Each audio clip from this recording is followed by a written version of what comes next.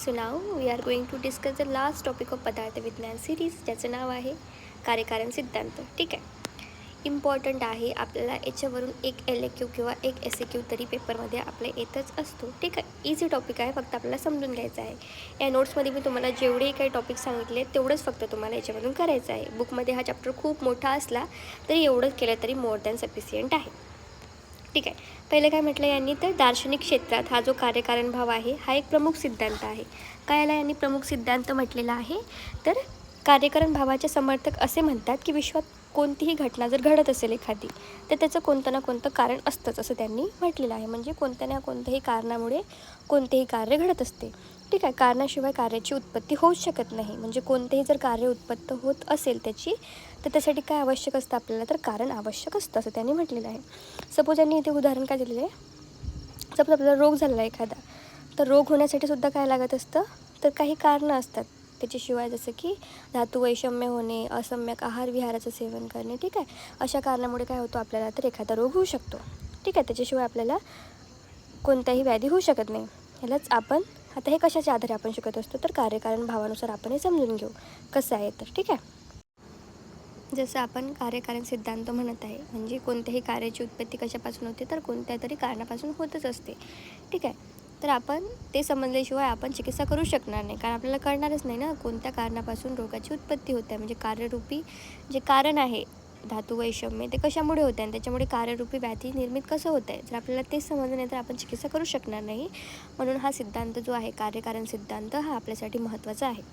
ठीक आहे, त्यांनी कारणाच्या स्वरूपाने पर्याय सांगितलेले आहेत. काय म्हटलेलं यांनी, कारणालाच ते हेतू म्हटलेलं आहे.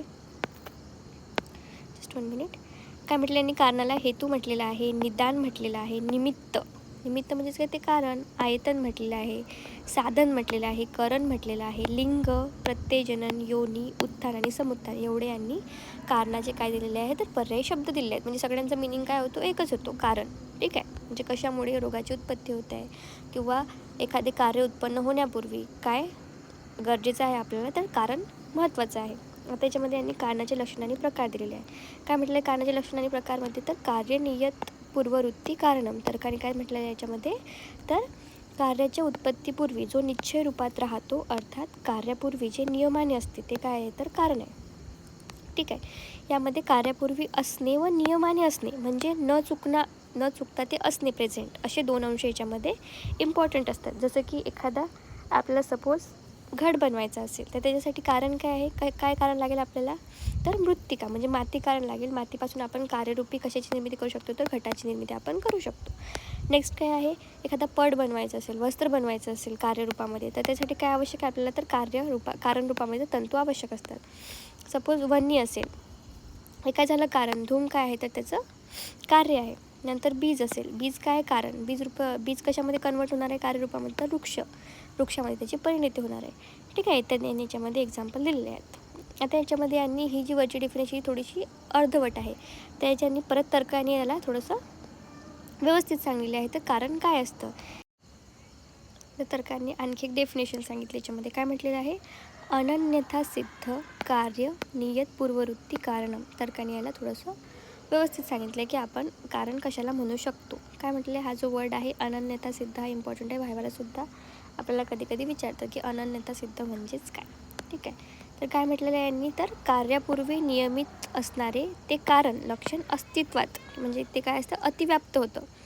म्हणून यांनी काय म्हटलेलं आहे, अन्यथा सिद्ध म्हणजेच काय, तर कार्याचे कारण नसलेल्या परंतु कार्य उत्पत्तीपूर्वी अस्तित्वात असलेल्या विषयांना काय म्हणतो आपण, तर अन्यथा सिद्ध असं म्हणत असतो. अन्यथा म्हणजेच काय, तर कारण नसूनही सिद्ध असलेल्या गोष्टी म्हणजेच काय, तर अन्यथा सिद्ध होय. त्याच्यामध्ये काय म्हटलं यांनी, इम्पॉर्टंट आहे, कारण म्हणजे काय असतं, तर कार्याच्या उत्पत्तीपूर्वी निश्चित रूपात राहणे व जो अन्यथा सिद्ध नसतो त्याला आपण काय म्हणतो, कारण असं म्हणत असतो. उदाहरणार्थ तंतू काय आहे, तर पटाचे कारण आहे. ठीक आहे, आता अन्यथा सिद्ध कोण असतो, त्याच्यामध्ये यांनी सांगितलेलं आहे, अन्य प्रकाराने जो सिद्ध होतो तो अन्यथा सिद्ध होय. अर्थात कोणत्याही कार्याच्या अधिकरणात त्या कार्याच्या पहिले ज्याचे नियमाने असणे आवश्यक असते त्याच्या भिन्नतेत तो राहतो, तो त्या कार्याच्या प्रती काय असतो, अनन्यता सिद्ध असतो, अनन्यता सिद्ध. आता याच्यामध्ये आपण थोडंसं एक्झाम्पलच्याद्वारे बघू की नेमकं अनन्यता सिद्धचा मिनिंग काय, त्याच्यामुळे तुम्हाला थोडंसं कळेल काय आहे. तर कारण म्हणजे काय आहे, तर अन्यथा सिद्ध राहूनसुद्धा जो कार्य उत्पत्तीपूर्वी वर्तमान स्वरूपात राहतो त्याला काय म्हणतात, कार्याचे कारण म्हणतात. जो स्वतंत्र रूपात कार्य करतो ते कारण, त्यालाच काय म्हणतो आपण, हेतू किंवा कर्ता असं म्हणत असतो. आणि अन्यथा सिद्ध म्हणजेच काय, तर अन्य प्रकाराने जो सिद्ध असतो. याच्यामध्ये खाली एक्झाम्पल दिले आहे तेव्हा तुम्हाला कळेल. नेक्स्ट आहे कारणाचे प्रकार. कारणाचे प्रकार याने किती सांगितले, 3 सांगितलेत. कोणकोणते, समवायी कारण, असमवायी कारण आणि निमित्त कारण. तर समवायी कारण म्हणजेच काय, डिफरन्स आहे याच्यामध्ये. तिन्ही वर्ड जे आहेत वर्ड त्याच्यामध्ये मिनिंग काय आहे. समवायी कारण म्हणजे तर कार्य प्रामुख्याने ज्याच्यामुळे उत्पन्न होते त्याला आपण काय म्हणतो, समवायी कारण. म्हणजे ज्याच्यामुळे ते कार्य उत्पन्नच होऊ शकत नाही. जसं माती काय आहे, घटासाठी कारण आहे. कसं कारण आहे, समवायी कारण आहे. त्याच्यामुळे होऊ शकणार नाही. जर माती नसेल तर घट तयार होऊ शकणार नाही. किंवा आपण पट तयार करते तर पटासाठी कशाची आवश्यकता आहे, तंतूची आवश्यकता आहे. म्हणजे तंतू काय झालं त्याच्यासाठी, तर समवायी कारण झाले. जो समवाय संबंधाने राहून कार्य उत्पन्न करतो त्या कार्य उत्पत्तीच्या कारणाला काय म्हणतो आपण, तर समवायी कारण असं म्हणत असतो. उदाहरणार्थ तंतू काय आहे, तर वस्त्राच्या प्रतीक काय आहे, तर समवायी कारण आहे. याचं एक्झाम्पल दिलेलं आहे. नेक्स्ट काय आहे, असमवायी कारण. आता असमवायी कारण म्हणजेच काय, जे समवायी कारण नाही परंतु ज्याचे कार्य किंवा कारणासोबत एकाच वस्तूत समवाय संबंधाने राहिल्यावर कार्याची उत्पत्ती होते त्याला काय म्हणतो आपण, असमवायी कारण. बघा डिफरन्स काय दिला याच्यामध्ये, तर जे समवायी कारण नाही आहे म्हणते, पण ते कार्य उत्पन्न होताना कारणासोबत काय होतं, ते एकाच वस्तूत समवाय संबंधाने राहिल्यावर काय होते, कार्याची उत्पत्ती होते त्याला काय म्हणतो आपण, असमवायी कारण असं म्हणत असतो. उदाहरण काय दिले आणि ते तंतूचा संयोग वस्त्राने आणि तंतुरूप पटरूपाचे असमवायी हे काय कारण आहे. म्हणजे तंतूचा काय होणे, संयोग होणे. फक्त हा जो वर्ड आहे संयोग, हे काय आहे, तर असमवायी कारण आहे. ठीक आहे. म्हणजे कार्यासह व कारणासह एकाच अर्थावर किंवा विषयावर जे कारण राहते त्याला काय म्हणतो आपण, असमवायी कारण. ठीक आहे. त्याच्यामध्ये असमवायी कारणसुद्धा 2 प्रकारचे सांगितलेले यांनी. कार्यासह एकाच अर्थावर म्हणजे विषयावर असणारे आणि कारणासह एकाच अर्थावर किंवा विषयावर असणारे. एक्झाम्पलच्याद्वारे बघू आपण काय म्हणतं हे नेमकं. तर कार्यासह एकाच अर्थावर आणि विषयावर असणारे यांनी काय म्हटलेलं आहे, तंतुसंयोग हे काय, पटाचे असमवायी कारण आपल्याला माहीत आहे. कारण तंतुसंयोग आहे म्हणजे जोपर्यंत तंतूंचा संयोग आहे तोपर्यंत काय, तो पट आहे म्हणजे तो वस्त्र आहे. एकदा का तो तंतुसंयोग नष्ट झाला की आपण त्याला पट म्हणू शकतो का, नाही म्हणू शकत. म्हणजे हेच काय आहे, तंतुसंयोग तर पटाचे असमवायी कारण आहे. कारण ते कधीपर्यंत आहे, तर पट असेपर्यंत त्याच्यासोबत ते राहते म्हणून ते काय, तर असमवायी कारण आहे. आता सेकंड यांनी कारणासह एकाच विषयावर असणारे म्हणजेच काय म्हटलं, तंतुरूप, तंतूचे जे रूप आहे ते काय आहे, तर पटरूपाचे असमवायी कारण आहे. ठीक आहे. म्हणजे जे पटाचं रूप आहे ते काय आहे, तर असमवायी कारण आहे. कशावर, तर कारणासह एकाच विषयावर ते राहत आहे, पटरूप. ठीक आहे. हा जो वर्ड आहे पटरूप इम्पॉर्टंट आहे. थर्ड काय, निमित्त कारण. निमित्त कारण काय म्हटलं आहे, तद उभय भिन्न कारणम निमित्त कारण. तर्काने काय म्हटलेलं आहे, समवायी असमवायी कारणाहून जे भिन्न कारण आहे त्याला काय म्हणतो आपण, तर निमित्त कारण असं म्हणत असतो. तेच काय म्हटलं आहे, आणि कार्य उत्पत्तीसाठी आवश्यक असणारे इतर बाबी ज्या आहेत त्या आपण निमित्त कारणामध्ये टाकू शकतो. सपोज आपल्याला एखादं वस्त्र बनवायचं आहे तर वस्त्रूसाठी समवायी कारण आपण बघितलं काय आहे, तंतू आहेत. आता त्याच्यामध्ये आपण असमवायी कारण बघितलं. आपण एका याच्यामध्ये तिन्ही कारणं लावून बघू कसे लागतात. ठीक आहे. सपोज आपण एखादं वस्त्र घेतलं. ठीक आहे. वस्त्रासाठी कशाची आवश्यकता आहे, आपल्याला तंतूची आवश्यकता आहे. तर तंतू काय झाले, समवायी कारण झाले. ठीक आहे. आता असमवायी कारण म्हणजे काय, त्या तंतूचा संयोग होणे. ठीक आहे. संयोग झाल्यावरच काय होईल, त्याचा वस्त्र तयार होईल. पण आपण त्याला समवायी कारण म्हणू शकतो का, नाही म्हणू शकत. कारण काय आहे ते, तर ते फक्त कार्याच्या उत्पत्तीच्या वेळेस म्हणजे वर्तमान काळात ते काय आहे, प्रेझेंट आहे. जोपर्यंत त्याचा संयोग आहे तोपर्यंतच काय आहे, तर ते वस्त्र आहे. ठीक आहे. म्हणून आपण काय म्हटलं, त्याच्या संयोगाला असमवायी कारण म्हटलेलं आहे. आता निमित्त कारण काय म्हटलेलं आहे यांनी, हे बघू आपण हे उदाहरण दिले इथे.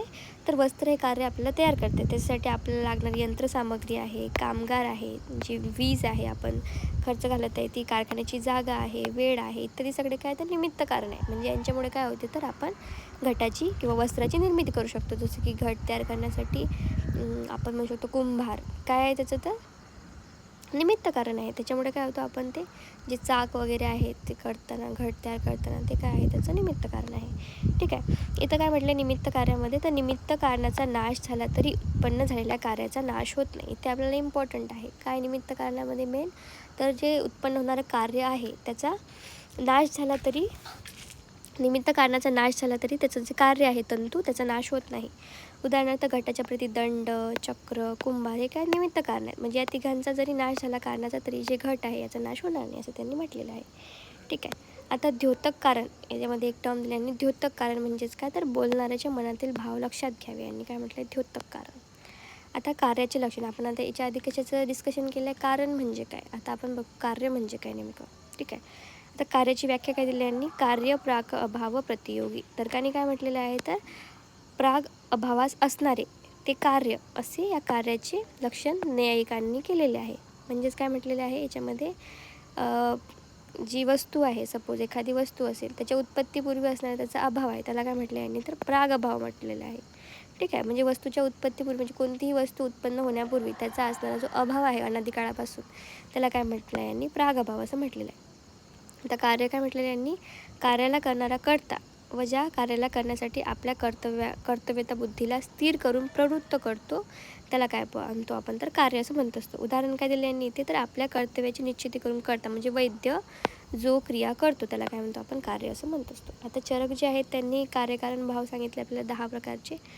कोणकोणत्यात इम्पॉर्टंट आहे आपल्याला याच्यामध्ये SAQ येतो दरवर्षी किंवा LAQ येऊ शकतो. ठीक आहे. म्हणून हा जो आहे हा टॉपिक या चॅप्टरमध्ये खूप जास्त इम्पॉर्टंट आहे. डायरेक्ट आपल्याला येतं की चरकोक्त कार्यकरण भाव स्पष्ट करा म्हणून. ठीक आहे. आता आपण एक एक बघू काय आहे इम्पॉर्टंट. कारण